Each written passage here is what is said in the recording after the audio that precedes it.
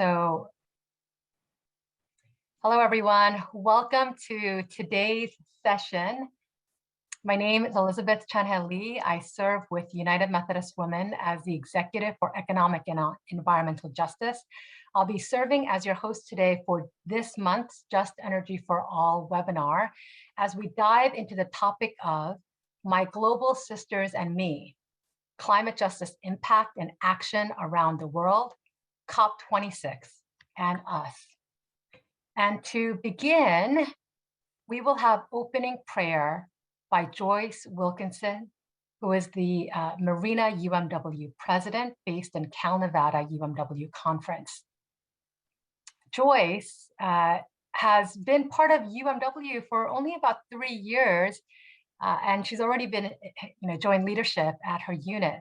Professionally, she was a high school teacher for 30 years, teaching biology and chemistry. She also served as the Salinas Union High School District Science Curriculum Specialist for 7 years before retiring in 2019. She enjoys crafting, and she currently is working on putting together an ecology-themed friendship quilt, Caring for the Earth, for their UMW. And the quilt will be available for a drawing at their holiday fair in December. So we are so glad, Joyce, that you are here with us to lead us in prayer and ground us in the sisterhood of grace. Thank you, Joyce. Let us pray. I'm going to use a prayer from William Clary. Today we ask the grace to shout when it hurts, even though silence is expected of us, to object, to protest when we feel, taste, or observe injustice, believing that even the unjust and arrogant are human nevertheless, and therefore worthy of strong efforts to reach them. We ask for the inspiration to make our voice heard when we have something that needs to be said, something that rises to our lips despite our shyness. And we ask the grace to listen when the meek finally rise to speak and their words are an agony for us. Amen.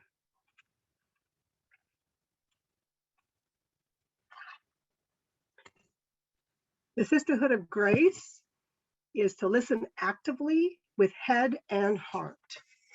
Speak from your own experience. Be aware of body language. Respect confidentiality. Own your intentions and your impact. Practice sustainability. Expect unfinished business, both discomfort and joy. And joy. Thank you so much for that prayer, Joyce. And there's already been a request if you could give us the source for the prayer. So if you could type that in the chat box, that'd be really greatly appreciated. And I think that prayer is so important as we continue the work in advocating for climate justice. So our time today is going to be packed as we think about the current climate crisis, communities being disproportionately impacted. What is our responsibility in the United States? Are our global leaders really seeking to address the climate crisis, and who is being prioritized in that process? So we're going to do about 4 parts today. The order is not delineated in this way, but one of the things we'll do is take stock of our own individual quote unquote carbon footprint.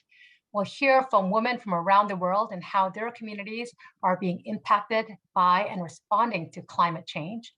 We'll learn about key results in the UN COP, Conference of Parties, the 26 negotiations that just took place that impact women and vulnerable communities and nations. And we will look at opportunities in how we can act in solidarity. Our speakers today will be Jessica Bwalya, Bridget Burns, and I will be kind of leading us in some of the conversations. So we are so excited to first begin our time in terms of understanding what's going on in Zambia. And Jessica Bwalya will be speaking. She is a journalist and climate activist from Zambia and the current African ambassador for a project called Climate Justice for All, which has been organized by the British Methodist Church, United Methodist Women, and the denomination has been supporting that process. And we've had some of their work and projects and resources on our own website as well. So Jessica, thank you so much for being with us. We know that you were at COP26, engaged in the important work, and also just returned back home. So probably weary, and we know it's late there. So know that you may not be able to join us for the entire time, but thank you for being here to even speak and give us some better context. Thank you so much, Elizabeth, and thank you so much, everyone. Like Elizabeth has actually mentioned, I'm Jessica Bwali. I'm a climate activist. I'm also a journalist from Zambia, and I'm the current African ambassador for the Climate Justice for All project. And I'm going to share with you just a few, just a number of things on how climate change has actually affected Zambia. So in the recent years in Zambia, we've actually noticed a difference in weather. We've actually been experiencing extreme weather. We've been actually experiencing a change in weather and so on, which has resulted in floods, droughts, and just a whole lot of different types of weather that have actually affected Zambia as a nation, and also the people, and also especially the young children and the women. So I'm going to just start by showing you a video. This video is on mute, so it's just a short clip. It will just play, then I'll just explain to you what this video is all about.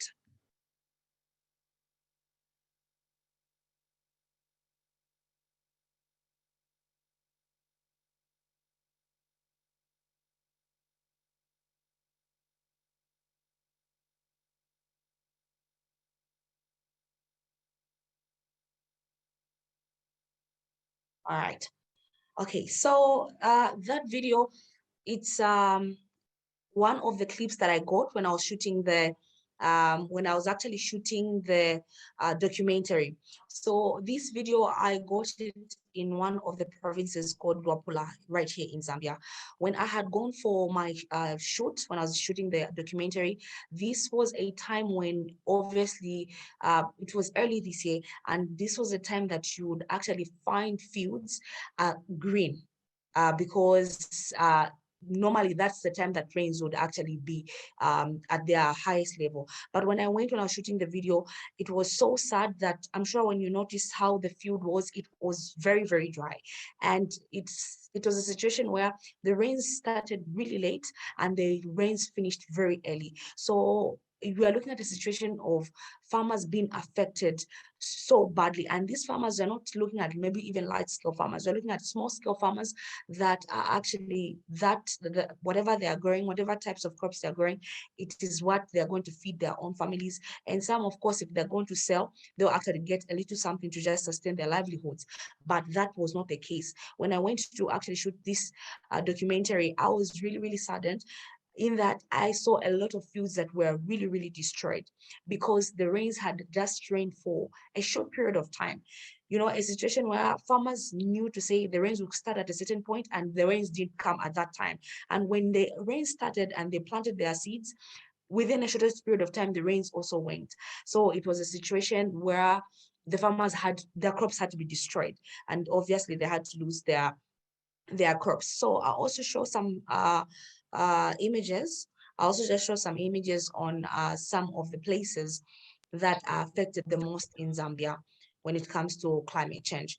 This is a river. Trust me, if you're going to see the level of the trees, when you notice the level of the trees just before the branches are starting, normally that's where the water would be. Normally, that's where the water would be. But when I went, this is a river in the southern province. It's in a village called Nzambale village. And also this time around, I was shooting a documentary. And when I went, I noticed, if you can notice, there are just a little bit of water spots that you can see in this photo. And all these rocks that you're seeing, they are supposed to be submerged in water, but it was not the case this time around. When I went, I found it all dry. They had severe drought in this area.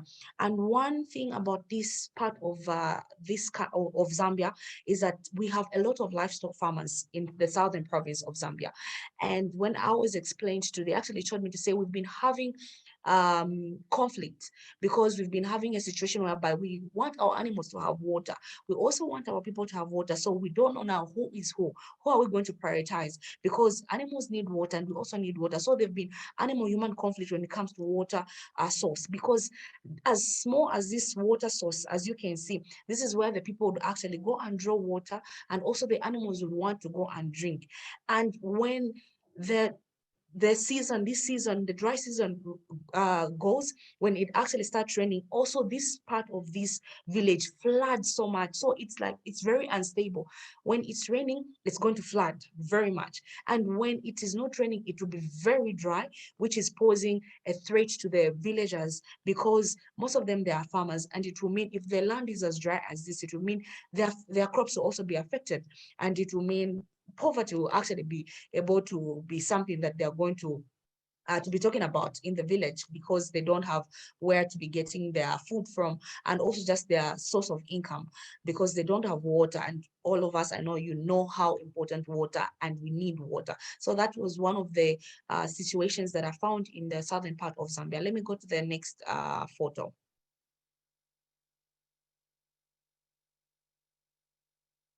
Can I have the next slide, please? All right, thank you. So this is a part in the eastern part of Zambia. And if you notice, I want you to notice the contrast. The first clip that I showed was in the Luapula province, a certain province of Zambia, where the fields were actually really dry because it didn't rain.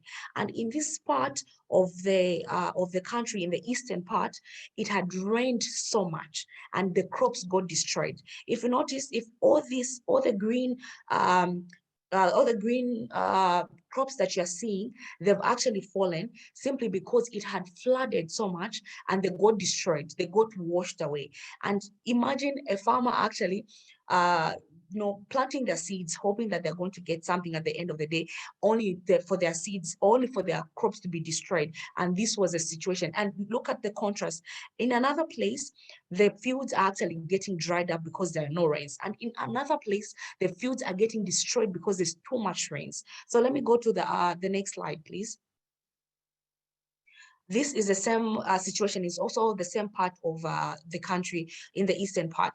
If you notice, I'm sure you can, when we go to the next clip, I'm sure you're going to notice. If you notice a little further, there's some water there, and this is a field. That's not supposed to be a river. Actually, the water has settled in the fields because it rained so much and the fields got flooded and the water had to settle. And obviously, when there's too much water, the seeds won't actually be able to, or the crops won't survive. If there's little water, still the crops won't survive.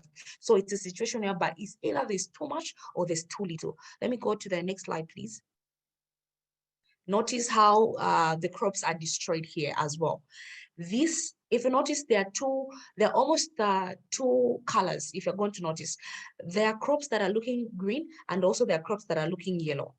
This is a situation, funny situation, as sad as it is. You are noticing where the rains actually came in and it rained. The waterfall, the rainfall might actually be enough, but within the shortest period of time, again, the crops dried up. So this is a loss as well. This is a loss for the farmer and also for the nation at large, because we are looking at the food basket, the national food basket being affected. Let's go to the next slide, please. Okay, so this is also one of the villages in the eastern part. If you notice, there's a makeshift, it's actually a house right across. This is not a river. Trust me, this is not a river. This is just flooded water because it had rained so much. Yes, thank you so much. It had rained so much. Now notice how it is. This water that has actually settled here, it is surrounded by families, it's surrounded by houses. All those are actually houses where people are staying. And if you notice very well, the water actually is in the houses. When you actually zoom, the water is in the house. And these houses, if you notice, these are not houses that maybe we have in the capital where I'm from. This is in the village. These houses are actually made of mud, and it's very easy for them to collapse. And we're looking now, we're talking about displacement of forced displacement of people, simply because where they're staying, the homes that they know of, they can't be staying in those homes anymore because they are flooded, and when they're flooded, they won't be able to have food. They can't, there's nowhere that they can actually sleep or even get to just have food. So it means that they have to actually relocate, being forced to relocate to other higher places, to higher grounds, so that they are not affected. So all this water that you're seeing is actually water as a result of floods, not because it's a river. It's not a river. On any normal day, you'll find this place dried up. We can go to the next slide, please. And this is one of the photos that I normally use when I'm trying to explain to people on the climate effects in Zambia. This is, maybe in summary, this is what Zambia is going on. Look at this part, the right part. It's cracked up because it's dry. Look at the left part, there's water there, which means this right part that is cracked up had water. The water had actually gone so high, it had flooded so high. And within the shortest period of time that weather changed, it dried up so much. But that water that is remaining, it means that the water was too much and it couldn't actually, dry up so fast. But when you notice, this is how bad things are. Because same place, you're going to notice how dry it can, it's like, it's not stable. You can notice how dry it can be and also how flooded it can be. Luckily, the photo was actually gotten this image was actually gotten in one space so that somebody can actually understand how bad this is. It's so unstable. It can be flooded, it can flood so much, or it can be as dry as it can be, if you notice how dry it is on the right part. So let me go to the next slide, please. This part also, we're looking at issue of floods. This is also, I keep on talking about agriculture because in Zambia, we do a lot of agriculture. And when the agriculture sector is affected, the small scale farmers are affected, even the large scale farmers that are actually contributing to our country's economy are affected. It means that all of us, the whole country will actually be affected. Even this is a field. If you notice, there are actually also trees around a little further. The trees, the field is flooded. Yes, thank you so much. The field is flooded, and only the trees that have actually survived are those that are on the upper side, those that are on the higher ground somewhere there. Yes, those on the higher ground are the ones that have actually survived. But for the trees and for the plants that were actually down here, if you notice, this is actually a slope. It's actually a slope here, it's down and going uphill there. So where it is down here, it means that it will be flooded. It means that the crops will be destroyed, and only those that are up there, they are the ones that actually could survive. But you obviously cannot tell. Even when farmers are going in the fields, they can't tell to say, they don't know how the rain pattern will be this time around. It's very uncertain. We don't know when the rains will start, when the rains will stop. So it's pretty uncertain. We can't actually even say, oh, let's go and plant our crops in this part of land, or plant our crops in a certain part of the land. It's very uncertain. So can I go to the next slide? I don't know if this was my last slide. Okay. This is one of the places in the eastern part of Zambia that cuts off completely when it rains. There's a bridge that, if it cuts off, it means that this town will actually be cut off from the rest of the province. From the rest of the province, it will be cut off. And if you notice, when you look at these cars, these are actually big cars that can actually get away in any type of weather. But notice how they are stuck. They're stuck not because they cannot move, but because the land has become so bad down because of floods. It has rained so much and they got so stuck. And when you notice, you can even see actually there are a lot of things that have actually put on top, and those are things obviously that would have helped where they're actually going, the other side of the town. But the town gets to be completely cut off, and this is something that people get to experience nearly every year. During this time, like this time around, this is November, December in Zambia right now, we are supposed to be experiencing our rain season. Unfortunately, we have not even started to experience the rains yet. It's very, very hot, which obviously a sign of all these are actually climate change effects. So this is also one of the effects that comes about. And we are looking at just imagine how their lives, these people that are stuck here, have actually been negatively affected right now, because where they were going, they actually had their own plans to go and do their own businesses, but unfortunately unable to do that simply because they're stuck here because of the floods. Let me quickly go to the next slide, please. Same situation here, same situation. The roads, they get to be so bad, especially during the rainy season.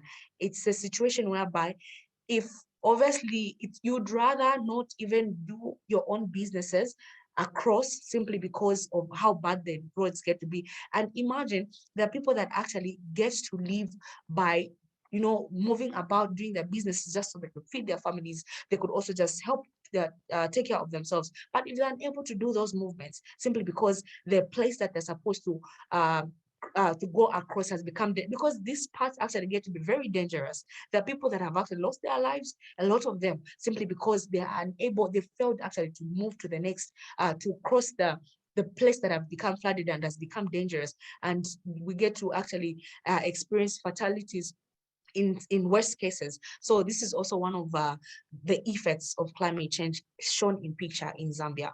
Can we go to the last slide? I don't know if this was the last slide. Okay, should have been my last slide, my last image on climate effects. So all in all, this is something that I can actually share on Zambia. These are the effects that we've been experiencing for the longest time. And when we look at Zambia, the one thing that I always feel bad about, I always, when I'm speaking about or when I'm sharing the effects of climate change in Zambia, I always try not to blame anybody across the world to say these are the people, or this is this person that is actually, or these are countries that are actually maybe contributing or are making all this. But the truth of the matter is that when you look at Zambia, when you look at our carbon emission, we only produce 0.04. And look at how badly we are being affected.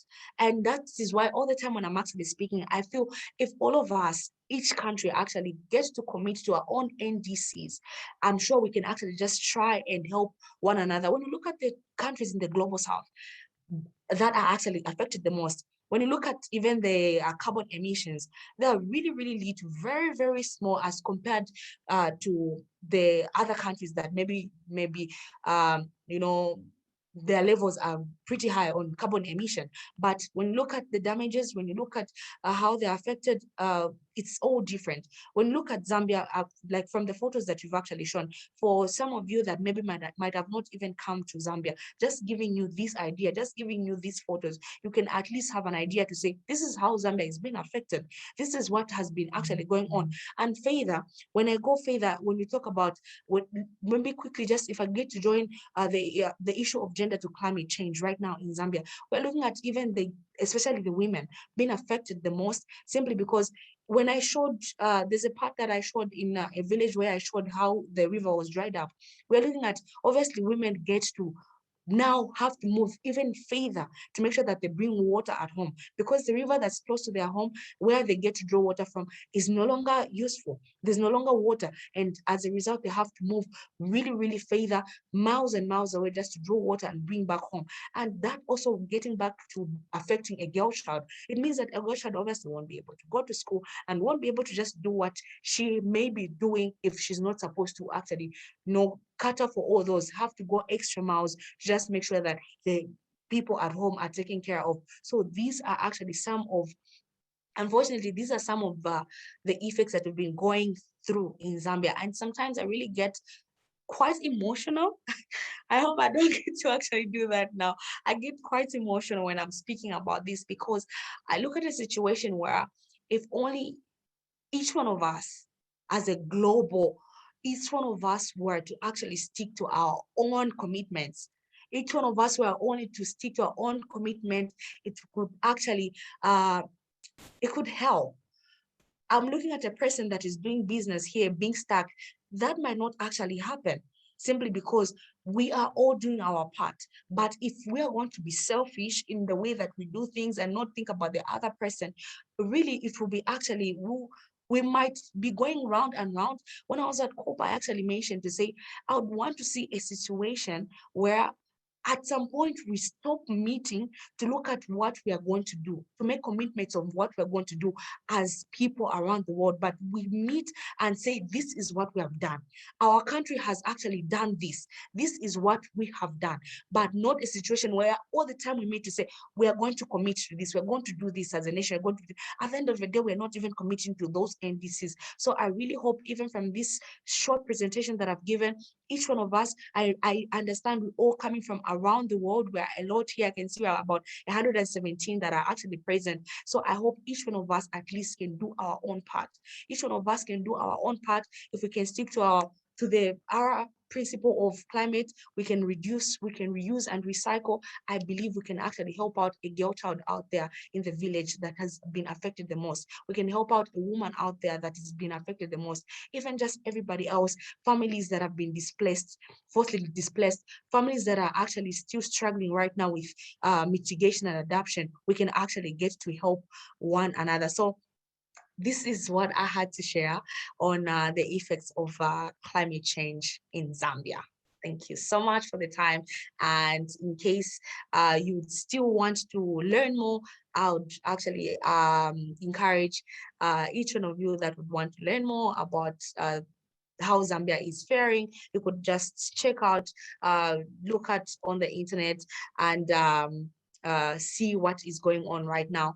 I really can't obviously point out to say, look at the site and site, but you can just, just do some general sharing or general searching. I'm sure you can find out, and I hope, please let us all do our part so that we get to help out a girl child out there, and we also just get to help out a woman out there so that she doesn't have to move miles and miles away just to go and draw water simply because somebody out there is being selfish on how they are actually doing their thing. So thank you so much once again. Let me not get emotional. So thank you so much, Elizabeth. Thank you so much for the time. I really appreciate it, and thank you, everybody. Thank you so much. Jessica, thank you so much. I can genuinely say from those of us who are here from United Methodist Women, thank you for giving us the context and the impact of what's happening, right? Right now, today, you had said 0.04% of global emissions, and yet the impact is happening immediately in terms of the girl child, women, right? And as a women's organization, what does that mean as we seek to love our neighbors, right? Love our sisters and be in solidarity. And you had said to us very clearly, if countries would do their NDCs, right? Nationally determined contributions, if they fulfill it, sometimes you said, make those commitments, but we don't even fulfill it. It's so much talk. Why don't we do it? So thank you for that, because I think that's a really important challenge for all of us. We can't say we didn't hear someone calling us to account, right? And you said it's not about blaming, but the invitation for us to do our part. So Jessica, thank you so much. We know it is late there in Zambia. And so we look forward to connecting with you, and thank you for your work in ongoing climate advocacy. And if you could share your links to what you're writing about, we would love to share that with the larger UMW group and amplify your work. But thank you again. All right, thank you so much, Elizabeth. I'll just be able, before I leave, I'll just be able to send maybe a link to some of the publications that we've actually done as climate justice for all, and also my personal, so that as I leave, because I'll be leaving just now. So thank you so much, everybody. Enjoy. Before I leave, I'll just be able to drop the link in the chat. Thank you so much once again. Thank you. Thank you. So you have already begun to hear in terms of how communities are being impacted and how women, including young women like Jessica, are seeking climate justice and educating us about what needs to be done. Now, we have invited you to participate in taking 2 carbon footprint calculators. And for those of you who have not done this or who are listening in right now, carbon footprint is a total amount of planet warming gases known as greenhouse gas emissions, such as carbon dioxide, methane, that are generated by human actions and activities, right? It's called carbon footprint because most of the planet's warming pollution is carbon dioxide. So what we're going to do is actually go into breakout groups next. And so we'll have about 10 to 12 minutes in groups of 2 to 4. And we invite you to share your name, who are the original indigenous occupants of the land you are on, your town and state, and share, if you are comfortable, about how many Earths you needed to use for if everyone in the world lived the way we did, right, that you did. Where was your largest footprint? And it could have been different from the calculators. And did anything surprise you or challenge you? I hope you had some good, vibrant conversations together. We wanted to now look at some of the poll results, right? How many Earths did you need? Actually, many of you said, in terms of the results, and I'm very impressed that 50% of you, at least this was in the beginning of anyone who participated, said you only needed 1 Earth, 23% said 2, 3%, 16, 4. I'm sorry, let me change that. 50% of you said you needed 1, 23% you needed 2, 16% needed 3, 4, 7% said you needed 4 Earths, 0, 5, and then 4% said 6, and then no one was in the 7 or more. I did want to just share in terms of what mine looked like, which was a little different, I would say, from. So let me just share what mine looked like in a moment of vulnerability. I live in Jackson Heights, Queens, and I am 34 tons of carbon dioxide equivalent per year for our family. 2% better in terms of travel, 50% better in terms of home, 9% better in food, 58% better in goods, 25% in services. I'm like, oh, that's not too bad. But according to the Global Footprint Network, how many Earths do I need if everyone lived the way I did? I'm at 5 Earths. So, I was at 8.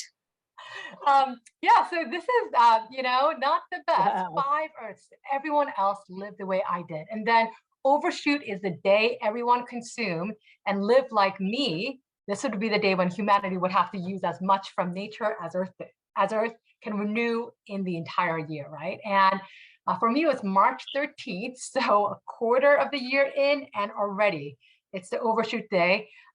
Internationally, it's actually August 22nd. So it's very clear. For me, I use more, I consume more, even when I use mostly public transit. I eat more plant-based diet. I don't purchase a lot, in fact, but the average American uses 5 Earths. In Germany, average German 3.2, China 2.1, South Africa 2.0, Brazil 1.8, right? And the numbers go down further. In one of the cool calculator, they gave you suggestions on what things you can do, right, to reduce our emissions.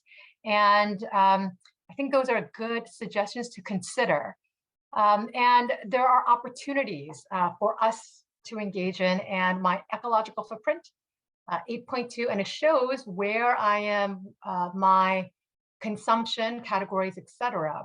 Now, towards the end of the Global Footprint Network, they actually invited us to choose one of the options. Are you feeling embarrassed, curious, excited, depressed? So could you just type in the chat box with your own particular, what you chose, and for whatever reason, my chat is not showing. So I'm hoping if you all can type in, I can see the chat in a little while. But if you could type that in, but I did want to share what mine was. I was embarrassed. And the response from the Global Footprint Calculator was the following. If you're thinking, my footprint is so high, I'm a terrible person, stop that right now. Unless you're living in the carbon fast lane, there's no reason to be ashamed. Being alive isn't a crime. A lot of people say that we, the consumers, are at fault and need to change. That is just not true. We also need to change our cities and governments. In fact, consider this an invitation to help shift the narrative. And that's something I really appreciate about the Global Footprint Network.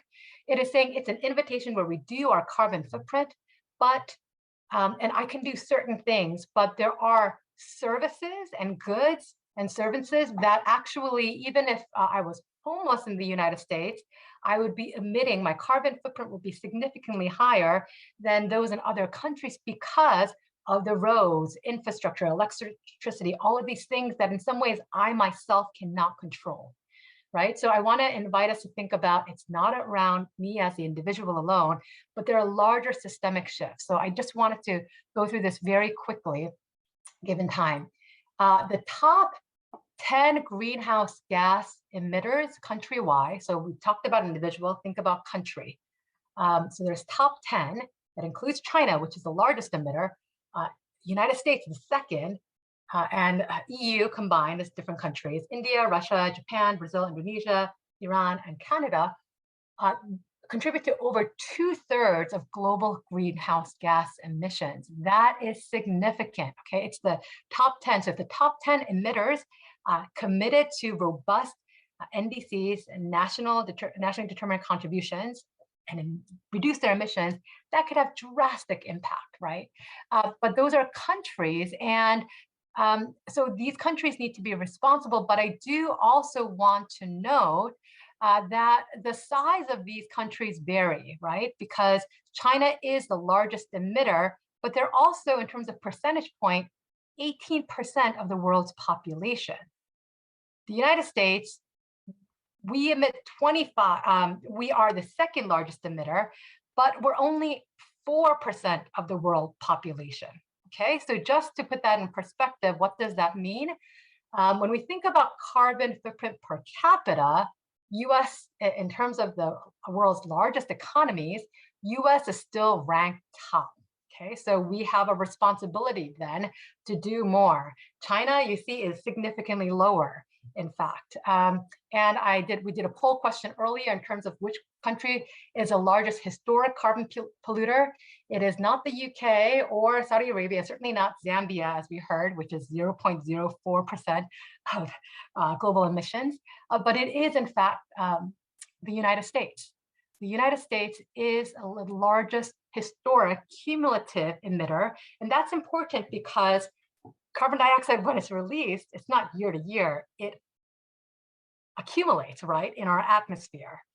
Methane included accumulates, it's 80 times more potent. And so that's why it's important. But I want to note that it's not only countries, right? Because certain companies have a disproportionate impact. Now, how many companies do you think there exist in the world? In the world. So in the world, there are, in fact, you may say thousands, 100,000. There are 213.65 million companies in the world. That's a lot. And 100 companies are responsible for 71% of global industrial greenhouse gas emissions.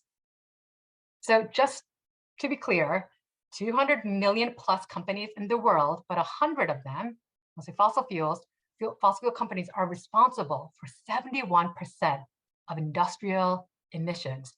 And a number of them are in the United States, where our government gives them the licenses, the permits to operate. So this is where it's a justice issue, where Jessica was inviting us, right? Not only to do our individual part, but broader in terms of countries. So that's where we have an opportunity to engage. And here are some of the companies, just 20, every 40 minutes, 1 million metric tons of carbon dioxide are being emitted. So I'm going to pause there. I'm going to invite Bridget to now speak about, well, what does that mean for us in terms of, in terms of our activism? And specifically, we have had the negotiations at COP, Conference of Parties. Global leaders were meeting together, and they just finished their meeting. And what were the results, right? Did it lead to further justice? Did it address the science targets that we need? And Bridget Burns is the director of We Do, and she is a feminist environmental activist, and she specializes in policy advocacy, research, and movement building at the intersection of gender, equality, women's rights, and environmental and climate justice. And for a number of years, she's been particularly focused on integrating gender equality into the decisions and outcomes of the United Nations Framework Convention on Climate Change, so UNFCCC, if you've heard it before. and she serves as the focal point of the Women and Gender Constituency, which supports the political participation of women's rights advocates into the climate process. So Bridget, thank you so much for being here with us. And we know you've been very involved in the process for years. So help us understand what happened at COP. Thank you so much, Elizabeth. Thank you so much for everyone for having me here. I'm so pleased of the slides and the process that you just went through, because, you know, our framing and the way in which we speak to the climate challenge is from a justice perspective. And I think it's the most critical framing to help people understand not just what is our own individual impacts, but what does that look like in a global context as US citizens, as some of us are? What does it look like when we talk about across different countries? And what does it look like from companies? Because I think it's really important, as was said, as you said, and the Global Footprint Network has said, that it's important to understand what we can do individually from changing our own behaviors, but it's also important to understand where we need to mobilize, where we need to build together, build advocacy strategies to change our structures in governance at community level, at national level, global level. And it's at the core of movement building. So I'm, as Elizabeth said, the director of the Women's Environment and Development Organization. I'm calling in from the unceded Lenape land, or so-called New York. And I have been following the very slow and tedious and sometimes really challenging process of the UNFCCC for the last 11 years. I wasn't in Glasgow wasn't able for health reasons to be there, but I was mobilizing with our constituency every single day, and virtually organizing our caucuses to bring how we organize in the space of that is from a feminist perspective. And we're part of what's called the Women and Gender Constituency, where we try to bring gender and feminist analysis into the space, into a very technocratic, misogynistic space, I would say. And so I wanted to share I'm not going to spend too much time on this because I really just want to give you what happened at COP and where do we go from here.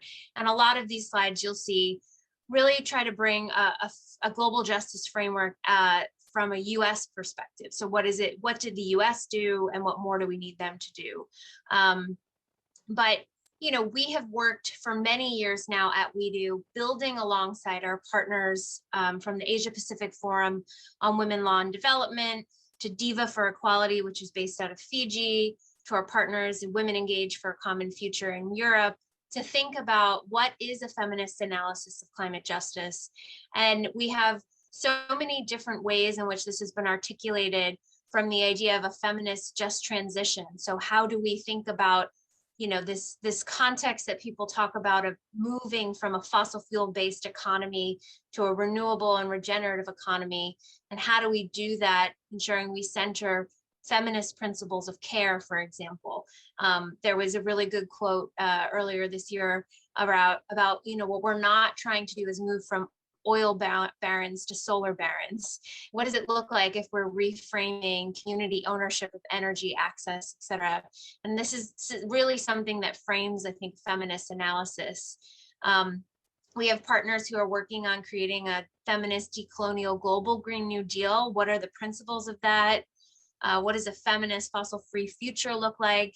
And I'm not going to go into too much detail on this, but at its heart, these are really principles that frame that our work on climate change is rooted in global justice and global solidarity, and that it ensures that the global South, Black, Indigenous peoples, peoples of color, grassroots feminists have to be at the heart of climate change policymaking, and really making sure when we talk about climate action, we are, yes, talking about the individuals, but we're also talking about existing social and economic systems that really uphold current power structures that we think are at the heart of the climate crisis. And so I put a link here, and I'll share all these slides with anyone who's here.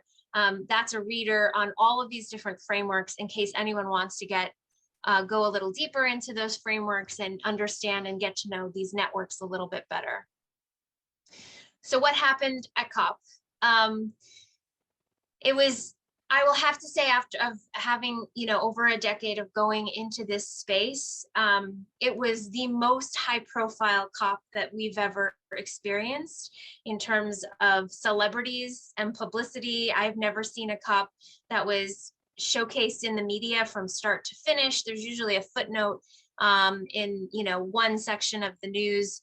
And so it's very interesting from this perspective of, is this an issue that's getting more attention? Is this something that more people are paying attention to? And to an extent, yes, there is more focus on what's happening. Has that translated into the level of ambition and the level of urgency in the outcomes? I would say no. So, one of the key quotes that I put out after the end was that this really felt like a parade of publicity, but a stalemate in terms of policy, and feeling like some of the same hindrances to global solidarity. And it's really this issue of, how do you deal with the problem that those who really need to take action, those big corporations that need to be regulated by governments, and developed country governments who need to be taking deeper, more urgent, more immediate action. How do we deal with that in a society where many countries don't want to put their foot forward in terms of leading from a global solidarity perspective, because it doesn't play well for national interests, for example? And where are we failing to help citizens understand that there's no such thing as domestic climate policy, that we are all in this together, and that action towards global solidarity is something that governments need to take action on? So what did happen? There was a lot of focus on the fact that these last few years, we've been trying to kind of sew up the rules of the Paris Agreement. So unlike some of the agreements before it, the Paris Agreement actually came into force. It was ratified so quickly that the rules hadn't all been set out. And so there were three key remaining areas around what kind of reporting timelines countries were going to stick to, what was the template and the framework for how they would do that, like what was going to be included when a country reports on their climate commitments. It's called the transparency framework. And then this whole set of negotiations around a sustainable development mechanism called Article 6, or essentially the rules of establishing a carbon market under the Paris Agreement to help implement the Paris targets. There was an invitation, so there was a lot of focus on the fact that current nationally determined contributions are leading us on a path well above 2 degrees warming, and that countries are not intended to update their NDCs for another 5 to 10 years. So how do we invite countries to raise their NDC targets sooner? And this, as an outcome, was an invitation for parties to do so, in a process to start that around a 2030 ambition process. There's been a lot of attention paid to the first ever, which is ridiculous, but the first ever reference to coal and fossil fuel subsidies in the text coming out of Glasgow. There was a global goal on adaptation that was cemented as kind of a process for countries to figure out a global goal on adaptation and what this will look like. And that was accompanied by a doubling in adaptation finance. Certainly, I'd say one of the positive pieces that we saw was renewed and very substantial commitments, substantial in the context of what we usually see in the COP, towards adaptation. There was a network around the issue of loss and damage, or some people will talk about this in the form of climate reparations, really paying for those impacts that countries are facing that they cannot adapt to. If a country is facing existential crises of losing, of sea level rise, then they're facing loss and damage. So a network was operationalized. And then they started the process of a new finance goal. There's a current goal of 100 billion per year by 2020 that has not been met, but they're already working on the process of setting a new goal for climate finance.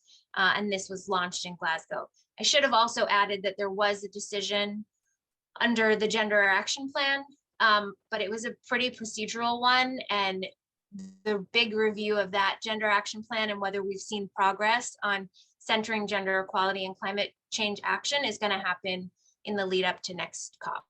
So that's what you'll see on the Twitters and the lists from the COP presidency of here are key outcomes of what happened. If we take a deeper dive of what actually happened, and here's where I'm going to focus on was not happening, what didn't get delivered on.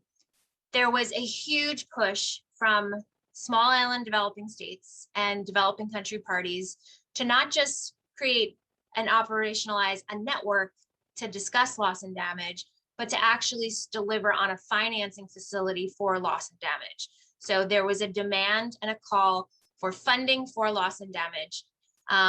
It was put forward by all of the most vulnerable countries. Scotland who was the host country of the COP, made a $1 million pledge right from the start of the COP, saying, really challenging other governments to build momentum on this. They doubled that pledge in the second week. Other donor organizations actually made a commitment to meet and match the funding if countries would step up to this finance facility on loss and damage. And this did not go through in the end. And US was one of key blockers in not pushing this issue forward alongside other developed countries. I would say that some of the real fury and anger that many of us feel from this COP is the fact that this felt achievable, and it would have been a huge win for vulnerable countries because it was a key demand of those countries. And in the closing plenary, you had countries like the EU and the United States basically saying, don't hold back this decision, which is necessary for our great-grandchildren and our grandchildren, because it's not perfect. We can't let the perfect be the enemy of the good. We're starting conversations on loss and damage, and that should be good enough. And it was a real betrayal to global solidarity. And there were really strong interventions made by civil society that just, called out the audacity of the folks who are framing this in the context of their great-grandchildren, while people's children are suffering today from these issues of loss and damage. And so I think that really burned a fire in many of us as activists in terms of the hypocrisy that we were seeing in the outcomes, and really a failure to deliver for vulnerable countries. Saying, at least we're talking about loss and damage when it's been an issue for over 15 years in the negotiations was a real betrayal to many of us. This real focus on the fact that we have a reference to fossil fuels, but the language was changed from phasing out fossil fuels to phasing down fossil fuels. That was a proposal by India, and a lot of media has picked up on the fact that India has weakened this commitment to fossil fuels. But the reality is that the US and China had already made a bilateral agreement focused on the phasing down of fossil fuels. And we certainly know that Australia is not anywhere near close to or committed to this phasing out of fossil fuels or coal. And so there's a real this interplay that you see from a global justice perspective happening, particularly because the focus of, the win that the UK presidency wanted was a real kind of phase out of coal. That was the win because it's easier, and it really does put the onus on developing countries to phase out coal because they're more reliant on coal than developed countries are, which is where the more reliance is on oil and gas. So we're always trying to analyze this from a justice perspective. How, obviously all of us want to see fossil fuels in the ground, but we also want to understand our developed countries setting us up to fail essentially by not taking that ambitious action that they need to be taking in order for developing countries to also take the same. I mentioned the carbon markets that were put forward. We fought deeply hard against carbon markets in general, because we don't think carbon markets work to support the kind of transition we're looking for, but at least to include very strong safeguards and independence grievance mechanism, and to make sure that this market mechanism wouldn't include any loopholes that would go against ecosystem and environmental integrity. And again, in the final hours, in a push to make sure we had a decision on this, the decision allowed for dual certification in a way that we think creates very dangerous loopholes and a system that is essentially a false solution. We still find ourselves on a pathway to 2 degrees warming. to above, well above 2 degrees warming. We don't see at all that this is a fair share commitment on climate finance. And again, we saw a very similar focus on deeply on big scale private sector solutions, as opposed to small scale community-based solutions that we had been bringing into the space itself. I'm not going to go too, I have so much to say, but I have little time. But, you know, we came with a very broad framing, and I would say one of the coalitions we do as part of is called the Feminist Green New Deal Coalition. And we try to really bring a strong voice of global justice to US policymakers and make demands, again, to make sure that they are being held accountable to this sometimes double speak in the global policy space. And again, for us, US action is both domestic climate policy, but it's the recognition that there's no such thing. And if US is not meeting its obligations to the rest of the world, its moral obligations, then we're really not able to meet the climate challenge. And so, of course, we are rejecting this framing of net zero, this idea that we can continue to pollute and we can offset through, you know, paying for it in countries in the global South. Is not actually cutting our emissions. It's not actually taking stands to create that just transition. We have a demand to keep fossil fuels in the ground. We have indigenous siblings right now who are putting their lives on the line to halt Line 3, which has been approved by the Biden administration and allowed to keep going forward. We asked for financing on loss and damage. We ask that the US confront militarism and its relationship to the climate challenge, to respect indigenous sovereignty, to make care central to climate action, and to put grassroots and feminist movements at the center of policymaking.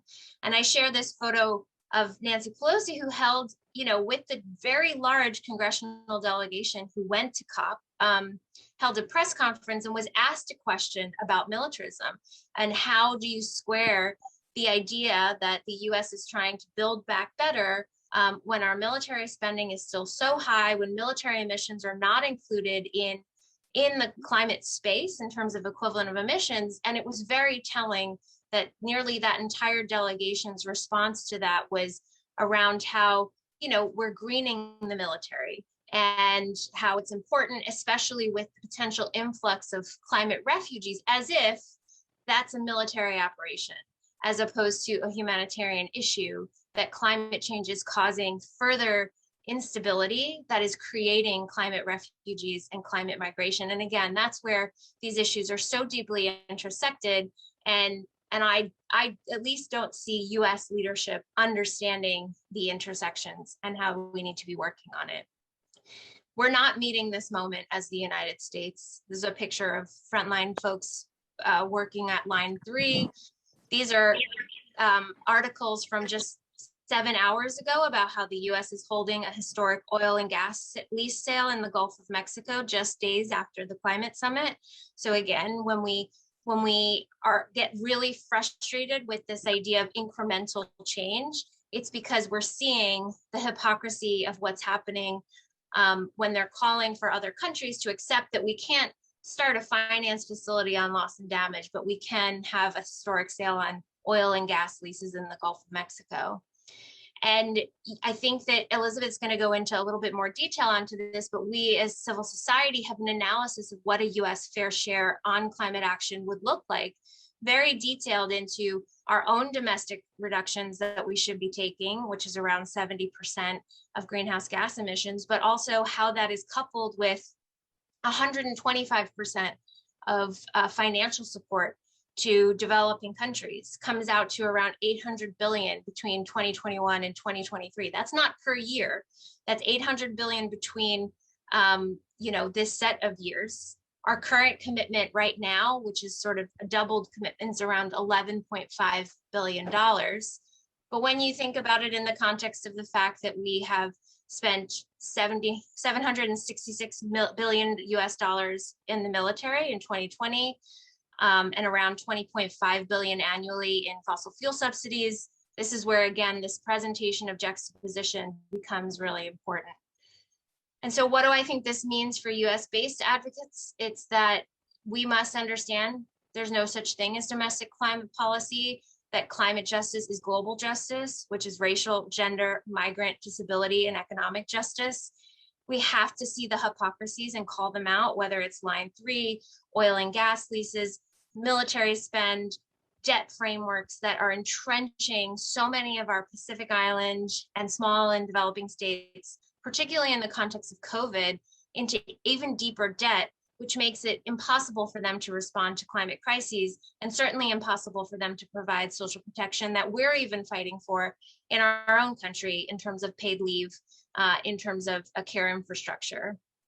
And we have to make the connections and advocate at those intersections to be able to demand true solidarity. So I think, we're in this context where we're moving from, and this is true of not just the United States, but of so many global North developed countries, of how we need to work to hold these governments accountable, and how we as advocates need to understand this issue of solidarity, both in terms of how our impact individually is so outsized compared to other countries, but also what we need to do to change policies in our communities at local level, but also at national level, and really hold folks to account. Because I will say, even though we might feel in our country like we've seen a massive shift in terms of policy from the previous administration, it didn't feel like there was a real shift at the space of the global climate change negotiations.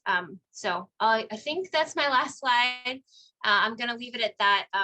And I'm happy to take any, I'll look in the chat to see if there's any questions, but I know we have a Q&A later on we can come back to. Thank you so much, Bridget, for that context, and just saying that, there's been a lot of media attention, but what has that meant, and that there is so much work still to be done, and that the US being culpable in so many ways of blocking the process for justice, right? And so those of us in the United States, how are we exercising our pressure point? So you should see on my screen, hopefully, that United Methodist Women has signed on to the US Fair Share statement that Bridget was speaking about. In January of this year, we had speakers focused on this and what that means. And so I want to remind us again that we have a responsibility in the country, as being only 4% of the world's population, historic emitters, 25% of cumulative emissions. And so what does that mean? We have submitted letters and joined in letters to the Biden administration, have been in conversation with Kerry's office, et cetera, in trying to move forward and saying we need to be more ambitious. And that means in the United States, we have an opportunity. So many of you have already participated in reaching out to your representative and senators over the past many months. We've had over 100 visits with our legislators, in some states repeated times, so thank you. And I know some of us may feel like, are you asking me to do this again? The answer is yes. And why do we need to do this right now? Well, you may have seen that the infrastructure package was passed. That's huge. That is a win. And so it is because of voices like you and reaching out. So you should be proud of yourself for your prophetic witness. But that is insufficient. Congress needs to do more, and the Build Back Better Act is one mechanism to do that. It's not going to be the solution, because we still need more ambition and more funds, but it is a start. So please urge your member of Congress. This week, the House may vote on the Build Back Better Act. And so please make a call this week. Please make a call the following week and the week after, because Senate will then be voting on it as well if it gets out of House. So why is the Build Back Better Act important? Just FYI, it means that there are 60,000 buses that can be moved from diesel to electric. Remember, there are over 400,000 diesel buses. So 60,000 more is not a lot, but it's a move in the right direction. That means cleaner air for children. It also means more than 800,000 people who live in public housing will secure healthier living conditions, and including protections from storms, flooding, and other climate risks. It means 5 million families will gain access to clean water due to what is in BPA provisions for BBBA for lead pipe replacement. It also means 150,000 workers will get family-sustaining manufacturing jobs around renewable energy. And that some of you have been wanting solar. it will then make solar panels cheaper by 7,000. And Build Back Better Act also includes many provisions as United Methodist Women that we have been fighting for around Medicare, Medicaid, around family leave, prescription drugs. There are so many things that are good about it. There's things that need to be more ambitious. And we also have concerns about some of the fossil fuel language and funding that's in there. So we want to speak out against that. But we invite you, please make it a point to call. Remember, we've had our members, our board of directors call, and some of the next steps. We have a video clip around Fiji. Maima from Fiji was unable to join us because she has been in COP and she's leaving tomorrow from Glasgow back to Fiji. But she has a video that we have truncated that we will share with you to watch. And Fiji, 0.03% of the population. And in this video clip, it shows how they have been forced to relocate because of corporations, fossil fuel companies, as well as emissions from the United States. So what does justice mean? As Bridget said, what does solidarity mean? So please sign, write the letters, call your members of Congress, and encourage your friends and family to also call, right? It just cannot be our voice alone. We need to get our friends, family, our UMW members, our church to participate. This is what it means to love our neighbors. It's not just ourselves. Transit Equity Day is coming up February 4th. UMW is part of the Transit Equity Day Network. And last year we have placed roses or paper origami roses on transit buses, rail, etc., honoring Rosa Parks, along with a photo of her, and saying that transit equity, climate justice, and racial justice are connected. If you want to know how you can get involved, December 1st, so after Thanksgiving on Wednesday at 8 p.m., there will be a training session. So please join and let us know if you're going to join, because we would love to connect more UMW members who are doing that work.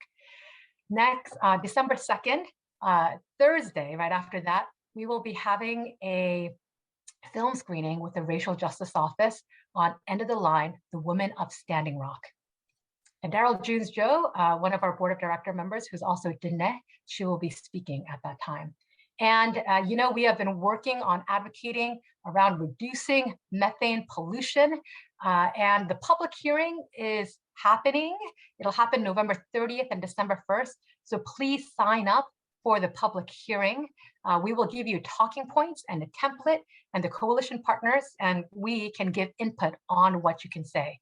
And December 8th, we'll actually have a webinar where Earthworks and others will be joining us to talk about why is this important and how can you write a public comment or an LTE. And future sessions, we will not be having a monthly call because we have so many other things happening in December, but our transit equity session will be on January 19th, and shareholders, we're doing shareholder advocacy in February. If you haven't done so already, make climate justice a priority. And we want to hear from you.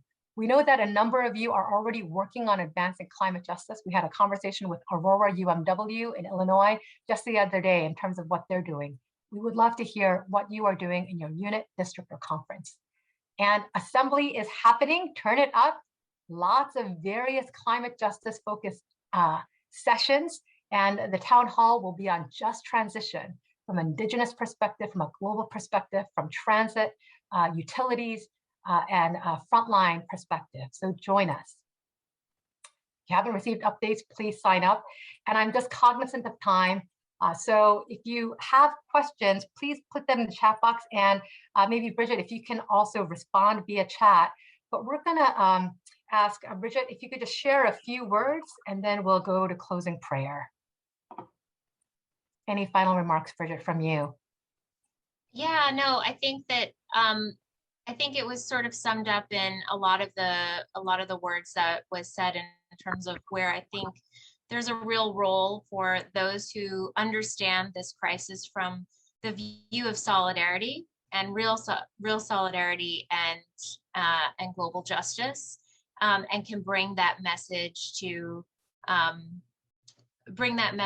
their communities, and especially I think through prayer and through this type of action, the actions that you've brought up, this real message of how broader global justice perspective and a solidarity perspective with our siblings and communities, particularly in small and developing states, for whom this is such a deeply existential crisis, is really the way forward to how we call for action in our own countries.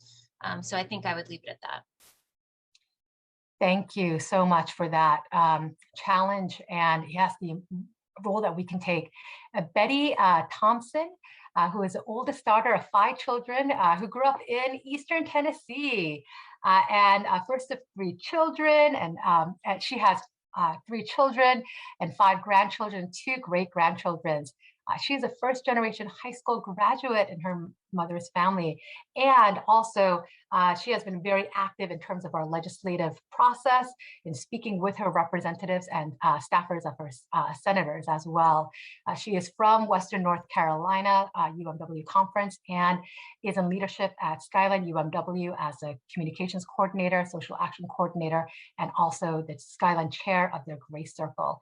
And Betty is going to close us in prayer. Thank you, Betty. Heavenly Father, you created the heavens and the earth and all that lives on this beautiful planet. Clean air to breathe, clean water to drink.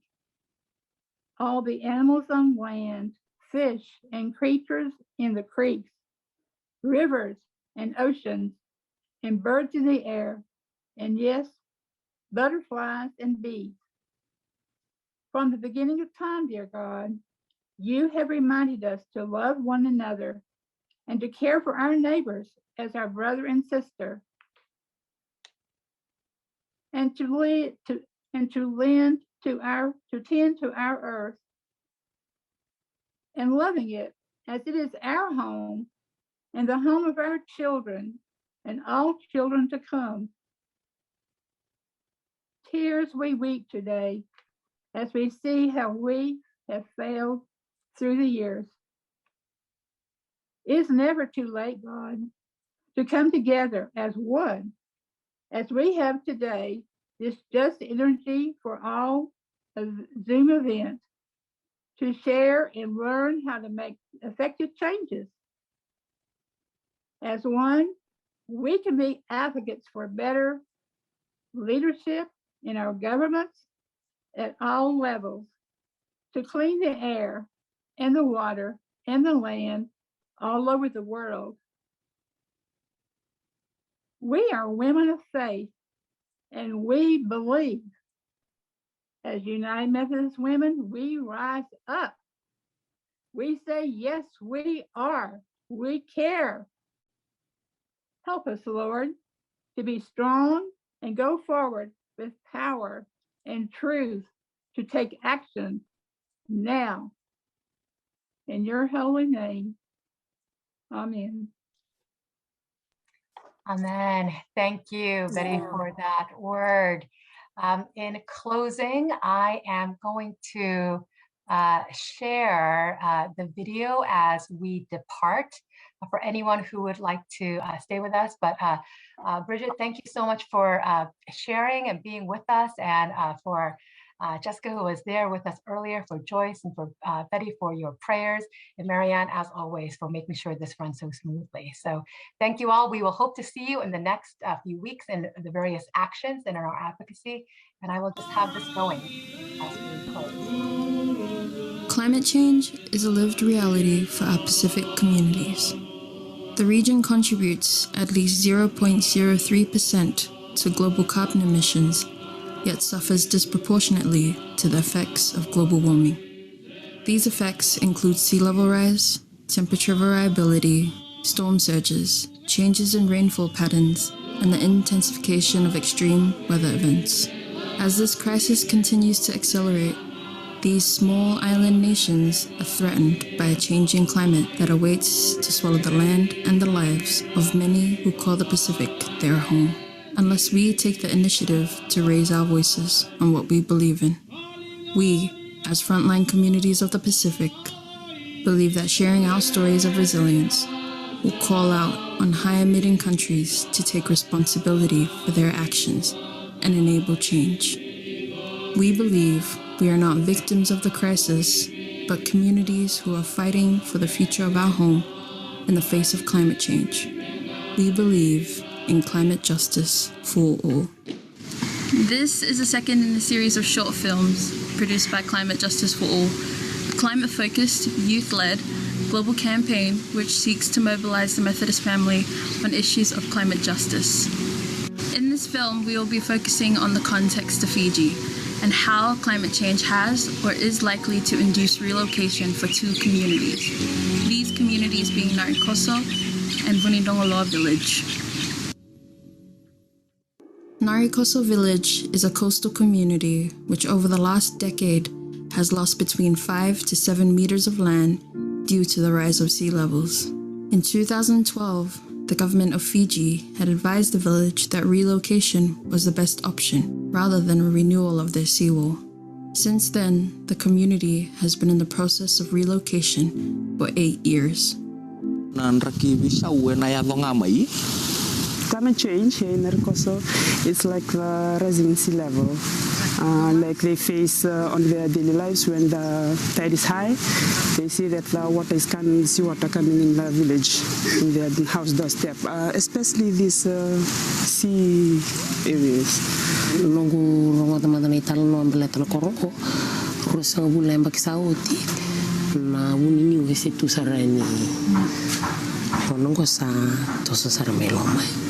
Everywhere we go, we see crab holes. So when in our village, when you see crab holes, that means the water is underneath. So from the beach to inland, you can see. Kita umandangana tiko asani siwo, abikit nito walengango ni wolevu affecta kasarangana kana kanivalena septic tank. So no ngoni wolevu overflow saranga mai na wina septic tank. Kita na vale endo block takasarangana kani walele na ngone lutsum kinawa lutsum watatala liumanda mana matai ni bidang embaki ni singi bawa tik mai kirondo te kakana ro kana mbaingani na mbele ya senivale onengo sa singrawa maletana waitu ini sa tiko saranga rikuni na dona ni to senivale ni sarandongo na buni moli mati saranga matena buni to maletana na koko ni waitu. To relocate, it is not easy. To leave the place where we were born, brought up, we have our identities, everything. We have our parents, our grandparents, and we left that behind. The government built two seawalls, one in 1978, one in 1987, in the old village site. And both these seawalls, then the water there. Already tried everything, but they came to no avail. And the last option that we made, to relocate. And we hope that was the best way for us to see within the future. Unity is very important. All leaders of the world should be united. If they needed to do anything to stop the impact of climate change, come together, decide together, have faith. What their decision is will help the world, help Fiji, help those who are affected most in the Pacific Islands, in Fiji, in other communities.